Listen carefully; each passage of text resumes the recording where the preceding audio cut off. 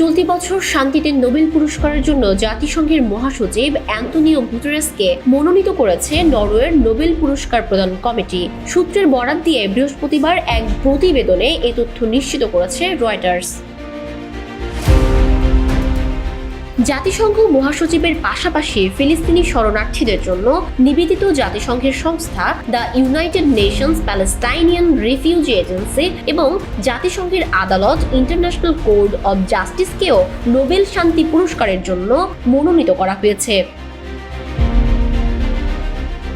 প্রতি বছর শান্তি, সাহিত্য, পদার্থবিজ্ঞান, রসায়নশাস্ত্র এবং অর্থনীতির এই 5টি খাতে বিশেষ অবদান রাখা ব্যক্তিদের প্রদান করা হয় বিশ্বের সবচেয়ে মর্যাদাপূর্ণ পুরস্কার নোবেল। শান্তি ব্যতীত বাকি 4টি খাতে পুরস্কারের জন্য মনোনয়ন এবং প্রদানের ব্যাপারটি দেখভাল করে সুইডিশ রয়্যাল একাডেমি, আর শান্তিতে নোবেলের প্রার্থী মনোনয়ন ও পুরস্কার প্রদানের দায়িত্বে রয়েছে নরওয়েজিয়ান নোবেল কমিটি। আগামী 11 অক্টোবর থেকে নোবেল বিজয়ীদের নাম ঘোষণা করা শুরু হবে।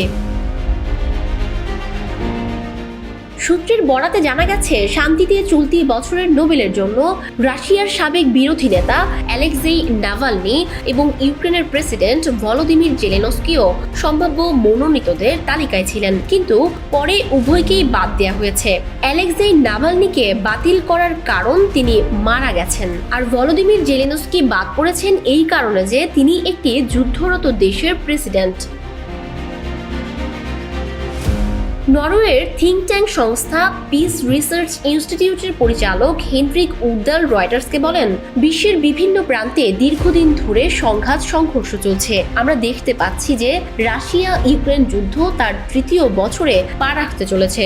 সুদানে গত 1.5 বছর ধরে গৃহযুদ্ধে জর্জরিত হচ্ছে এবং মধ্যপ্রাচ্যে ইসরায়েল ও হামাস একে অপরকে ধ্বংসের লক্ষ্যে প্রায় 1 বছর ধরে মরণপণ লড়াইয়ে নেমেছে।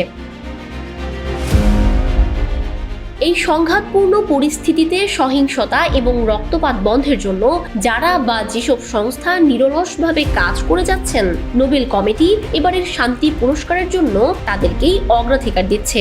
আমাদের বিশ্লেষণ তাই বলছে।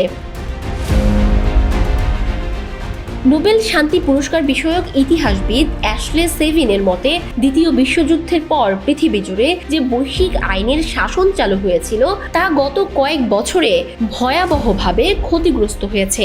তাই এই বৈশ্বিক আইন ও বিশ্ব সংস্থাকে টিকিয়ে রাখতে যারা অবদান রাখছেন তাদেরকেই এবারের শান্তি পুরস্কারের জন্য অগ্রাধিকার ভিত্তিতে মনোনয়ন দিচ্ছে নরওয়ের নোবেল কমিটি।